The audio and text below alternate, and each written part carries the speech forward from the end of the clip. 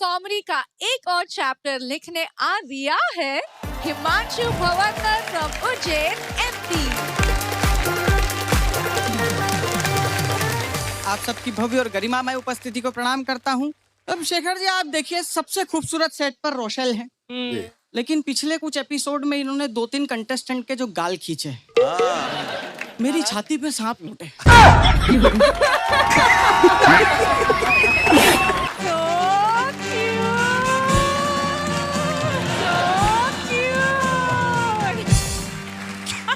और रोशेल जी, मुझे उस समय 2 चीज समझ में आई कि बेशक आप निहायत ही खूबसूरत हैं, लेकिन आपकी चॉइस कुछ ठीक नहीं है यार।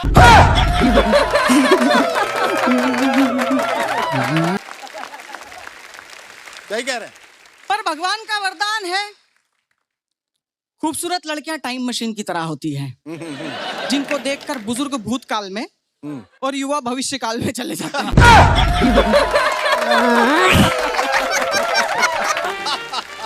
बहुत खूब।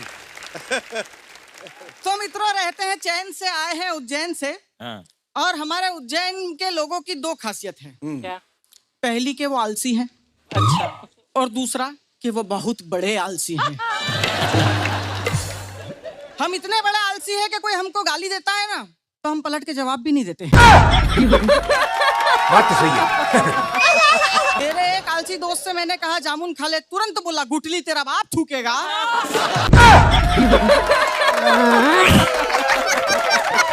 मेरे पिताजी भी बहुत बड़ा आलसी है। सरपंच महोदय, मेरे पिताजी अगर आलसी ना होते तो आज मैं 5 साल और बड़ा होता।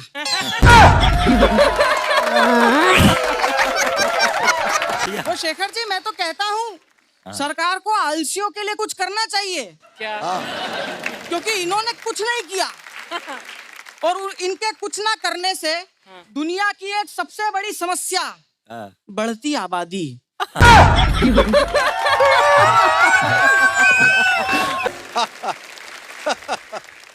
उसमें केतन भाई आलसियों का 0% योगदान है।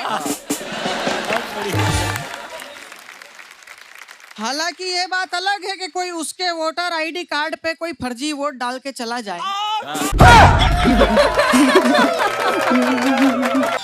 तो आदरणीय महोदय, आज उस विषय पे बात करते हैं जिस विषय का नाम सुन के ही हंसी आ जाएगी, मिडिल क्लास। मिडिल क्लास आदमी वो होता है जिसके जीवन में रोंगटे खड़े होने से पहले समस्याएं खड़ी हो जाती है। हम हमारी सैलरी भी किसी को नहीं बताते, क्योंकि अगर कम बताओ तो केतन भाई जैसे दोस्त इज्जत नहीं करते, और ज्यादा बताओ तो गौरव भाई जैसे उधार मांग के ले जाते हैं।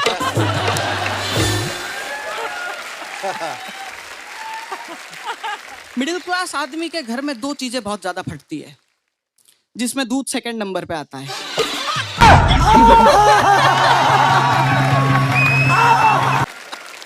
मिडिल क्लास लाइफ जी सब रहे हैं, समझ में किसी की नहीं आ रही। सर, मिडिल क्लास के लिए क्या है आप बताइए ना। मिडिल क्लास आदमी वो होता है जो किसी हीरो के पिक्चर की टिकट खरीदता है तो रातों रात उसको स्टार बना देता है। जब वो हर छोटी से छोटी चीज का टैक्स देता है तो इस देश की अर्थव्यवस्था को सुधार देता है। जब वो लोकतंत्र का सबसे बड़ा तिलक अपनी उंगली पर करता है और वोट डालता है तो सरकारें इस देश में बन जाती है। और उस मिडिल क्लास को मिलता क्या है?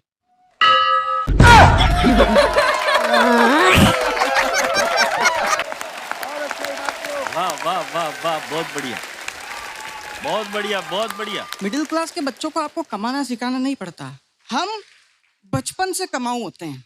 अर्चना जी, मेरी पहली कमाई 10 रुपया। अच्छा। उम्र 6 वर्ष। वाह। काम रिश्तेदार को नाच के दिखाया। क्या सोच है रे तेरी, मानना। और मिडिल क्लास में जो पैसा होता है वो धड़कन पिक्चर के सुनील साहब की तरह होता है। कैसे? जो आपसे कह रहा होता है, हाँ। तुम मुझे बचा लो, ये हो नहीं सकता। और मैं तुम्हारे पास बच जाऊं, ये मैं होने नहीं दूंगा। क्या बात है सर, क्या बात है सर, क्या बात। तो भाई आपको समझ में आ गया होगा कि मिडिल क्लास का पैसे से वैसा ही रिश्ता है जैसा मेरा सुनील साहब की मिमिक्री से है। आदतें बड़ी कमाल की होती है। मेरी बीवी की आदत मेरी हर बात में बेइज्जती करती है। पिछले दिनों उसने एक ऑटो वाले को हाथ दिया, बोले स्टेशन का कितना, बोले 250 रुपया, बोले और अगर मेरा हस्बैंड भी चले तो, बोले तो भी 250 रुपया। मेरी तरफ घूर के देखा, बोले देखा मैंने कहा था ना 2 पैसे की औकात नहीं तुम्हारी।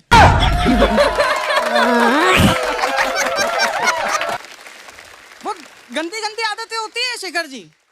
और हमारे भारत में दीवार पर लिखना मना है, ये बात भी दीवार पर लिखकर बताई जाती है।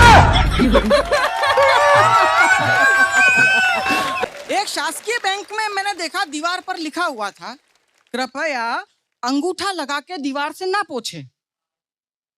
तो इस पे 2 बातें करने लग गए, बोले अगर उसको पढ़ना लिखना आता तो वो अंगूठा क्यों लगाता। तो दूसरे ने जवाब दिया, बोले हो सकता है उसको केवल पढ़ना आता हो।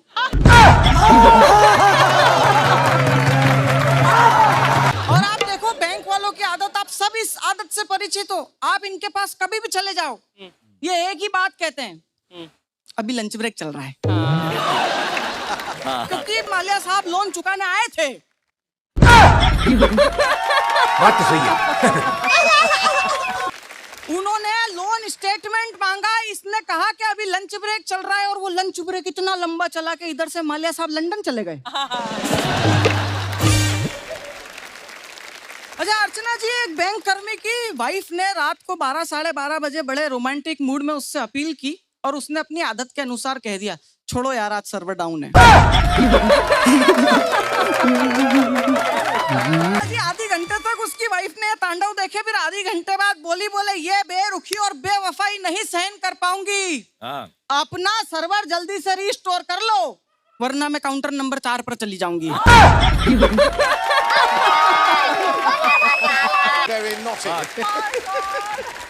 बहुत बढ़िया भवंडर साहब, थैंक यू सर। पिछले बार की तरह आप